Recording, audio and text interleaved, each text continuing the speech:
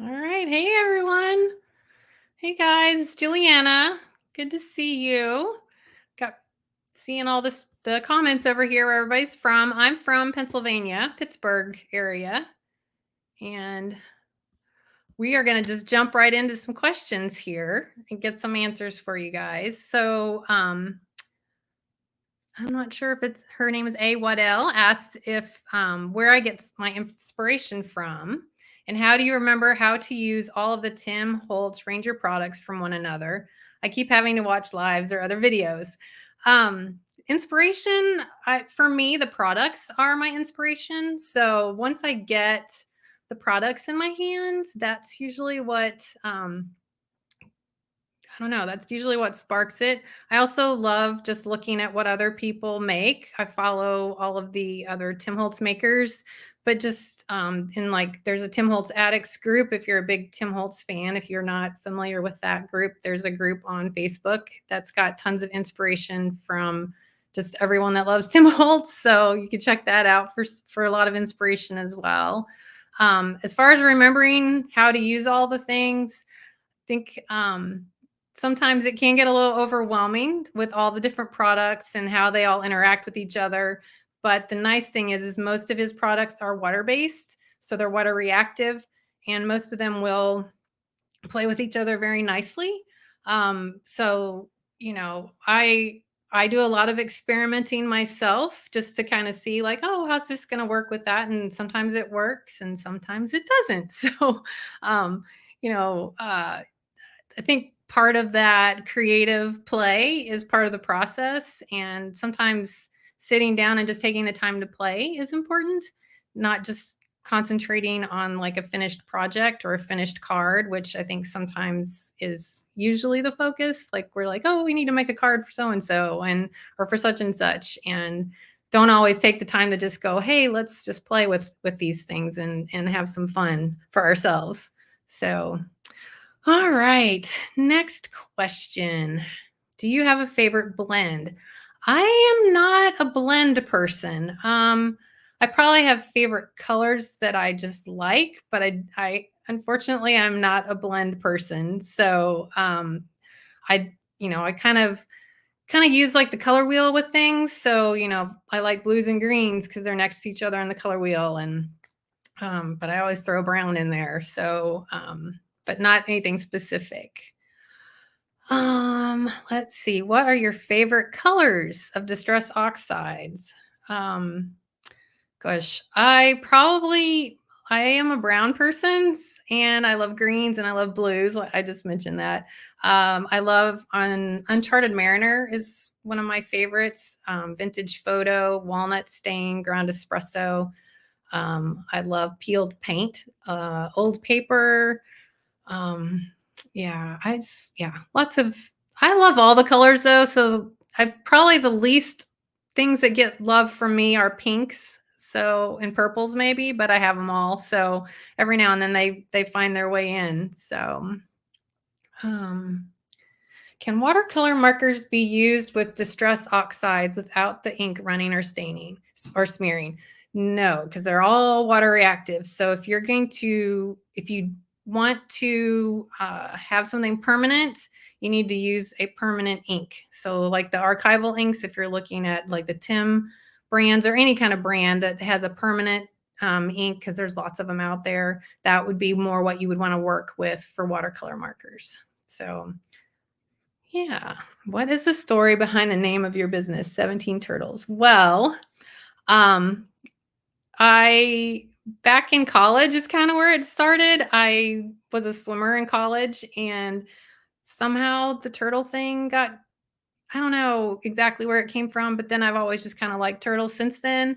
Um, and then the 17 is the day of my birthday. And so like that's just kind of how it came to be. So there you go. 24 elephants. Oh, that's awesome. Yeah, totally. Yeah.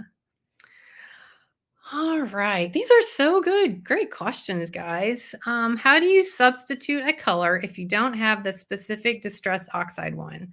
Would you use the next one in the color wheel? Absolutely. Yes. So, if you're looking at my cards that I made for this the presentation I did, if blues and greens aren't your thing, pick some different, they're mix and match, play with it. But yeah, like if you don't have Uncharted Mariner, then like maybe Peacock Feathers or Mermaid Lagoon, which is a little bit brighter, but still, beautiful colors and have that kind of a blue green um, color to them. So yeah. All right. If you had to pick five colors to start with, what would they be? Oh my goodness. That I think that's always the hardest question. I see people ask that a lot, and I really feel like it's such a personal thing with colors. I have my favorites. I tend to gravitate towards blues, greens, and browns, but kind of look at yourself and like what you're drawn to. If you're a pink person or a yellow person or a purple person, I would, lean towards those colors. If you're going to, picking some to purchase, and like if this is your first dip into the oxide inks, you can't go wrong with just going with what your favorite colors are. So hopefully that helps. Um, do you have a store in Pittsburgh? No, I do not have a store, but yes, Brutus Monroe is here. Been there. Yep. He's there's one other store here in the area that's called Scrapbook Generation if you're from the area and looking for another place, but they're in Butler, Pennsylvania. So those are the only two I'm aware of locally. I tried it with Distress ink. Yes, they were too quick drying. Yes. So this question is kind of asking like the difference between oxide inks and distress inks. And distress inks, they're both water-based, but distress inks are a water-based dye ink. So they are going to dry very quickly, and they are a little more I guess kind of like you can when you layer them together, they're going to kind of blend together, and you can kind of see the different colors. Where oxide inks are kind of a hybrid ink in the sense that they're a combination of a pigment and a dye ink. So they are going to be slower to dry, which makes them great for this smudging technique that I shared. And the embossing and almost all the techniques I shared in there were very specific to oxide inks. You're not going to get the same effect with the distress ink. And the oxide inks are also a little more opaque. So when you layer them over each other, they kind of cover each other up. So if you mix oxides and distress inks, the oxides are going to kind of overtake and cover up the distress inks. So it's one of those things where if you have them both, it's great to play with because they do different things, very different things. And then when you add water to them, as if you've played with the oxides, they kind of develop like almost like a chalky effect. They kind of get a little bit of whiteness to them. And where the distress inks are, the color is just going to start moving and blending, and the different pigments that are in there to make that color, you might kind of pop out and see, some different colors that way with both of them too. So hopefully that answers your question. So, all right. Is there a way to keep white Nuvo drops white when placing them on Tim Holtz inks? Microglaze might help. Yes. So the person's asking, is there a way to keep white Nuvo drops white when using them on top of the Tim Holtz inks? Yeah. So I'm guessing I don't use Nuvo drops, but I'm assuming that they are probably a water-based medium. So they're reacting with the inks because there's some water in them, even if it's just a little bit, it doesn't take much at all. Because glue will do the same thing. If you put it on those inks, it's going to cause the inks to react. So you might try the microglaze and kind of seal it that way. Once you get all your layers done, that should help. Could you do the pre-made Nuvo drops on acetate? Yes, certainly you could. Yeah, I think that would be, so yeah, if you make your Nuvo drops on like a silicone sheet or something and let them dry, and then you can peel them off and glue them on. I know people do that. So yeah, that should work perfectly. Yeah. Hey, Tiffany.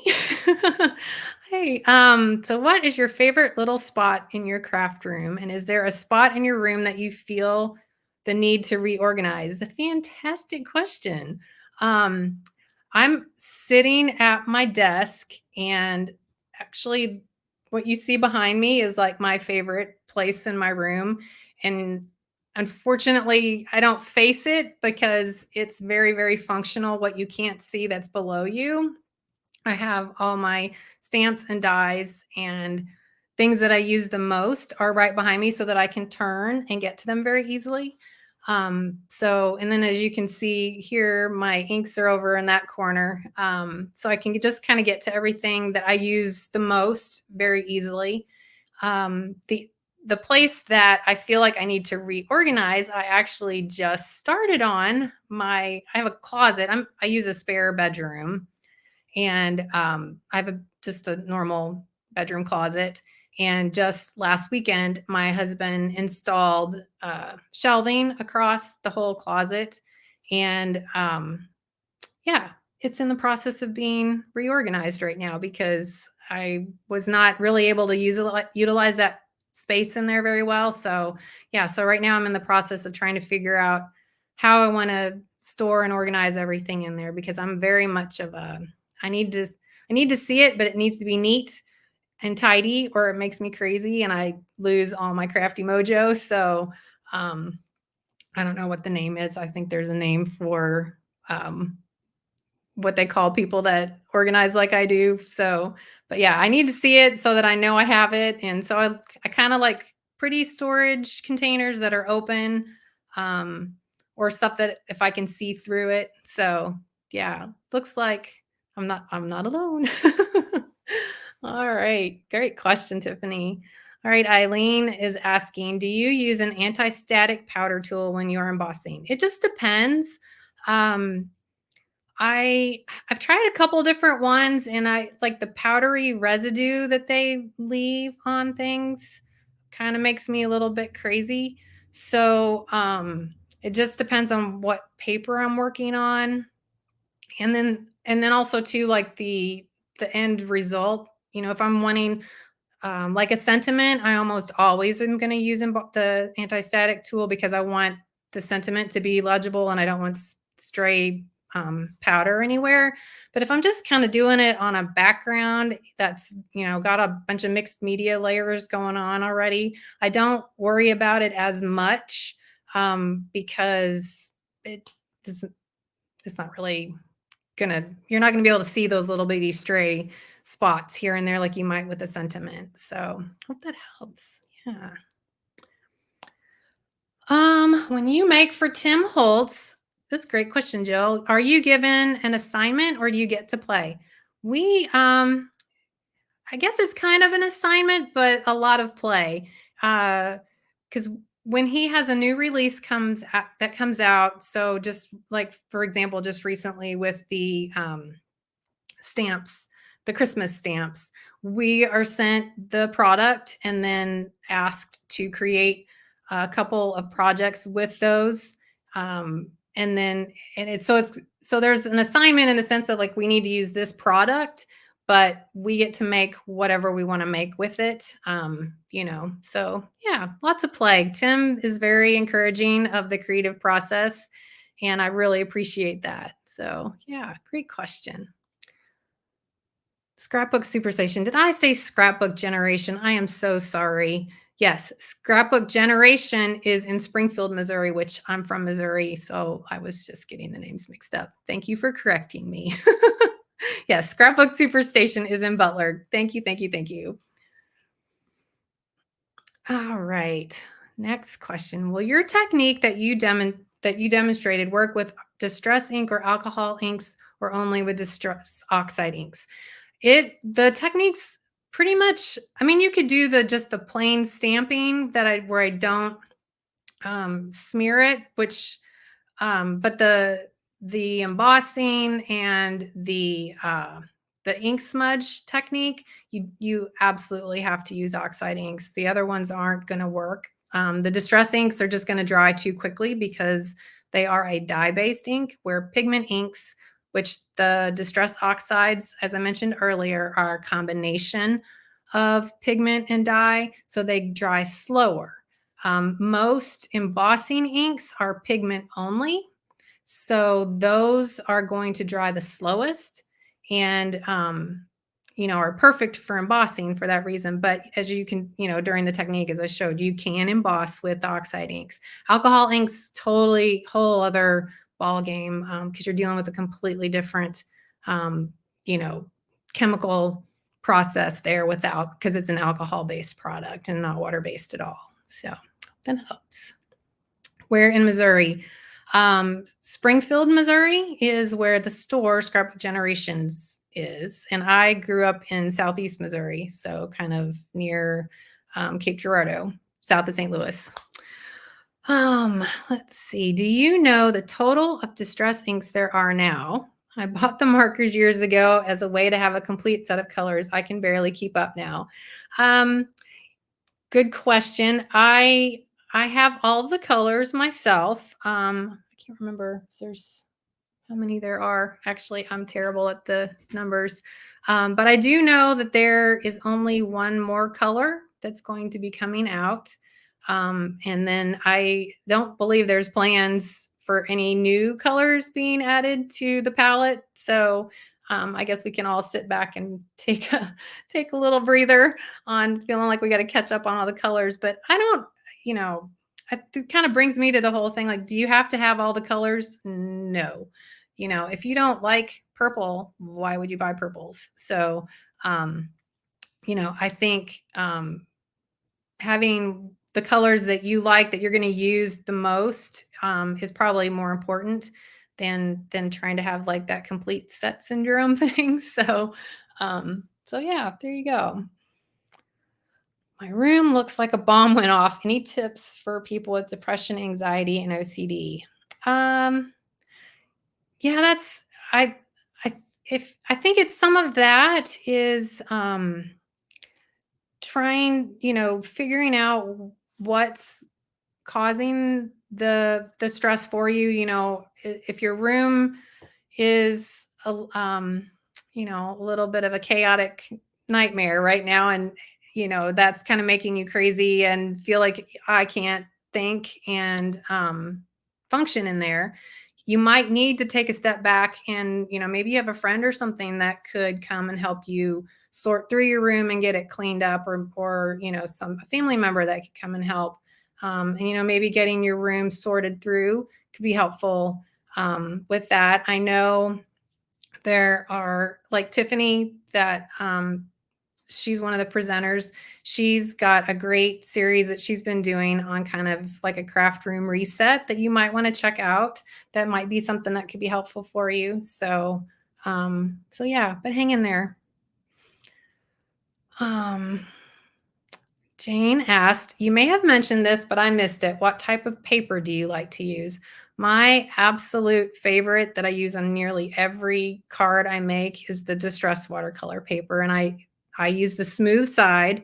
So that paper is smooth on one side and like a typical watercolor roughness on the other side. And I use a smooth side, and I just, if you like mixed media or working with the oxide inks blend so nicely on that paper, because watercolor paper is, when you put ink on it, the ink, it's like watercolor paper. It's made to handle wet mediums. So inks, water, spray stains, the distress oxide sprays, all of those things, it can handle all of that and not get bumpy and fall apart or anything like that. So, and it's kind of slower with how the medium will soak into the paper because it's made to handle that. So hopefully that helps.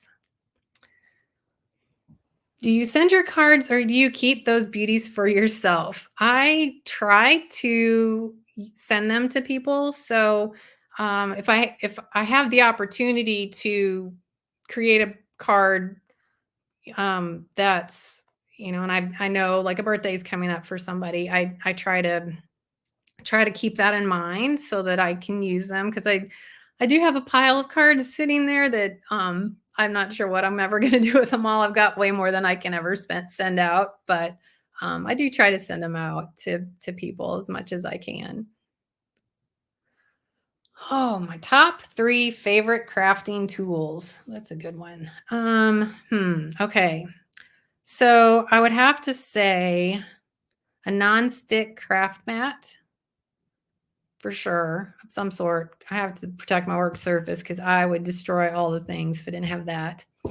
The next tool probably would have to be my die cutting machine. So I have a Sizzix fold away.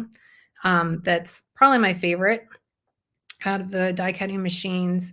And then my next favorite tool would probably be my stamping platform, because I am not a stamper without that thing. So when I got one of those years ago, that like actually was part of what got me into card making and stamping, was I was at a crop and got to try one of those. I'd never tried one, and didn't want to invest the money in one. And when I tried it, I was like sold, and it turned me into a card maker in about 2 seconds. So because I felt the confidence to stamp, because you can stamp and restamp. And if you don't stamp, because I'm not a stamp it once and get all the ink everywhere it needs to be, and so I have to stamp it more than once, and that saves me. So yeah, great question.